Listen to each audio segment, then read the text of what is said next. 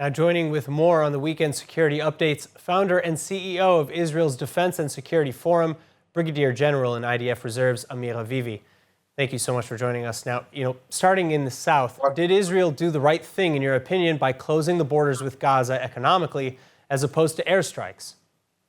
Well, I think that the problem we have in the south is we have no deterrence. Deterrence you can achieve in two ways.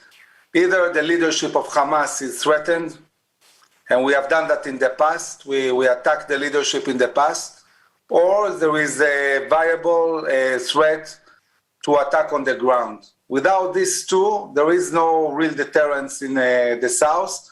And then you are very limited with what you can do. You can either conduct airstrikes, as were done previously, mostly against the infrastructure of the rockets, or economical sanctions, as are done now. And this is a problem for the defense establishment. They don't have a lot of tools to use, so they're trying to work with what they have. So why not use all of the tools at their disposal? Economic sanctions like closing the border and targeted airstrikes against Hamas infrastructure, etc. Well, they did attack a few days ago. The attack was quite meaningful.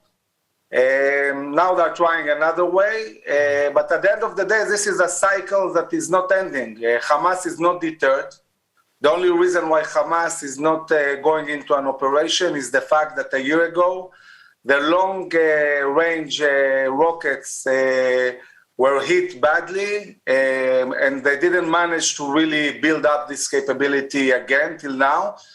So it's not in their best interest to, at the present, to conduct a fight against Israel.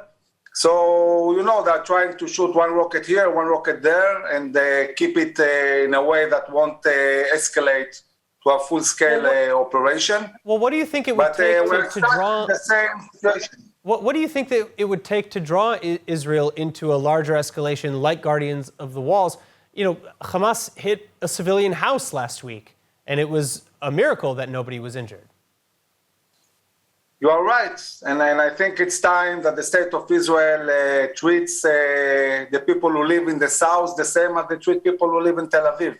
The people in the south of Israel have a right for security, and the state of Israel needs to be responsible of that. And at the end of the day, there is no way and no going around.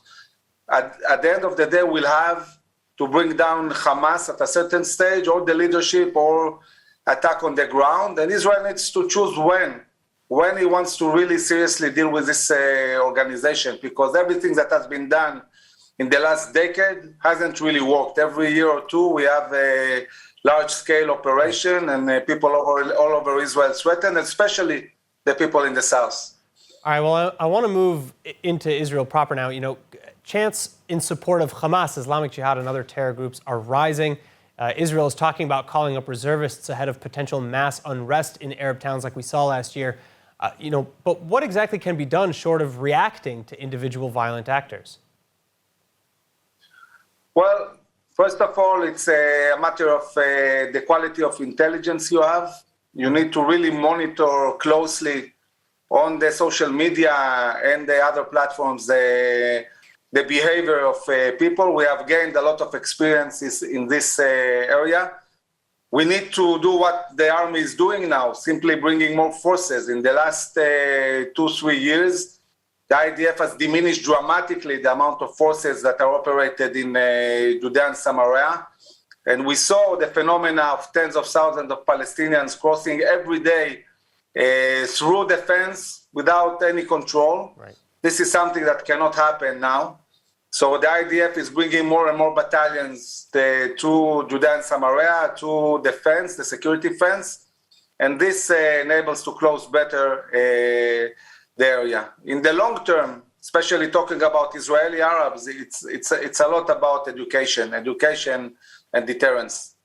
All right. Well, Palestinian Authority Chairman Abbas is threatening again to halt security coordinations and suspend recognition of Israel and end possibly all agreements with Israel. What would the effect of that be, and do you think that that's actually a likely thing to occur? Well, he has done that already.